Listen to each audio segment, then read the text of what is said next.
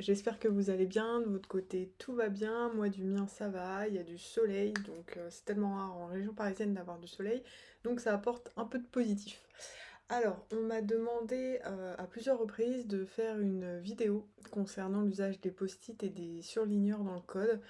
Alors donc j'ai déjà fait un post notamment sur Instagram pour expliquer un peu, mais on m'a demandé éventuellement de faire en vidéo si c'était plus pratique pour comprendre. Alors, donc moi c'est l'une de mes premières vidéos, donc j'espère vraiment être claire pour vous et vous faciliter la vie, et notamment pour question de rapidité le jour J, de ne pas perdre de temps. Alors déjà, donc dans un premier temps, il faudrait vous munir de vos petits post-it, des surligneurs. Alors bon, moi j'ai plus trop de surligneurs et j'ai plus trop de post-it, donc vous voyez que je me suis bien entraînée, on va dire. Alors donc les post-it et le surligneur, l'idéal ça serait d'avoir les mêmes couleurs, que vous puissiez d'un seul regard voir à quel thème ça correspond. Vous prenez aussi votre code du travail, donc on va faire ça sur le code du travail parce que j'ai plus l'habitude de m'en servir en ce moment, donc pour moi c'est plus pratique. Et vous prenez de l'autre côté votre fascicule de cours. Donc vous commencez à ouvrir votre fascicule de cours, vous prenez le code et il faut savoir sur votre code, vous avez donc plusieurs côtés. Donc vous avez le côté du haut, le côté du milieu et le côté du bas. Alors, vous allez prendre donc votre cours au début de votre cours sur voilà, la formation du contrat.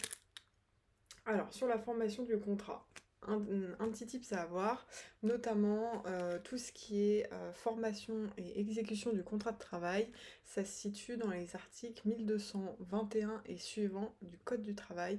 Et tout ce qui concerne la rupture du contrat de travail, c'est tous les articles 1231 et suivants du Code du travail. Voilà, faut garder ça en tête, c'est la majorité des articles que vous allez utiliser en ce qui concerne le contrat de travail, donc c'est quand même bien de les avoir un peu en tête.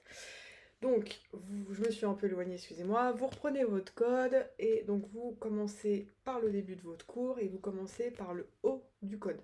Commencez à post-iter. Par exemple, vous prenez la formation du contrat de travail, vous prenez un post-it orange. Vous allez trouver l'article qui est en rapport par exemple avec la requalification du contrat de travail et vous mettez le post-it sur l'article et vous le surlignez de la même couleur que le post-it. Pareil pour les jurisprudences, tout ce qui concerne la requalification du contrat de travail. Vous prenez votre surligneur et vous surlignez tout de la même couleur que le post-it. Comme ça, vous allez retrouver super facilement dans le code. Vous faites la même chose pour le milieu du code du travail. Alors moi, au milieu, j'avais notamment mis tout ce qui est exécution du contrat de travail et rupture du contrat de travail. Donc j'avais mis des post-it différents, notamment sur les licenciements économiques, hop, un post-it bleu, licenciement pour motif personnel, hop, un post-it vert, etc., etc. Et puis vous surlignez de la même couleur ainsi que toutes les jurisprudences et sans oublier les articles concernant les indemnités parce que effectivement dès que vous avez hop un licenciement, il faut penser directement aux indemnités légales, bon conventionnelles à voir sur la convention collective, le barème Macron. Donc voilà, directement, hop, vous pensez, vous avez même l'argumentaire si vous voulez contrer le barème Macron.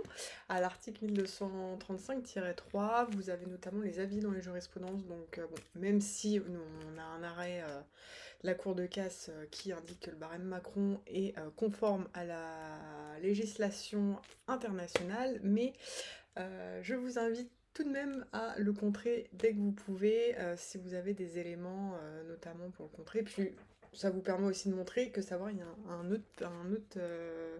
un dernier avis qui a été rendu, comme quoi qui indique que le barème Macron n'est pas conforme.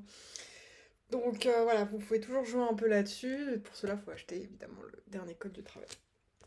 Et ensuite, à la fin du code du travail, vous avez notamment, vous pouvez mettre notamment tout ce qui est relations collectives du travail, tout ce qui est syndicat, CSE, le droit de grève, santé au travail aussi, notamment le télétravail, tout ce qui est commission au CSE, commission harcèlement, enfin bref, voilà, tout ça vous pouvez le mettre en bas. Comme ça, si vous avez une question sur n'importe quoi, par exemple, sur une question sur le CSE, hop, vous allez directement savoir que c'est en bas, de la couleur que vous allez le post-citer, et puis après où vous allez surligner les mêmes couleurs, articles et jurisprudence. Donc voilà, c'est un petit tips à avoir. Notamment aussi, il faut savoir que pour tout ce qui est question sur le CSE, quand vous allez regarder votre code, vous allez notamment avoir des articles qui sont abrogés et des articles en vigueur. Comme vous le savez, il y a une ordonnance de 2017 qui a abrogé énormément d'articles et qui les a remplacés par d'autres.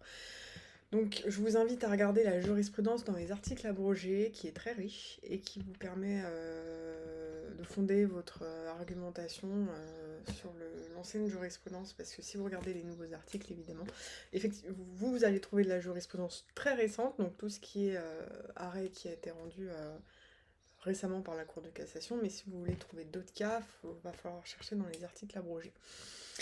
Donc voilà, pour moi, notamment c'est le conseil qu'on m'avait demandé. Alors j'espère avoir répondu à la question. N'hésitez pas si vous avez d'autres questions.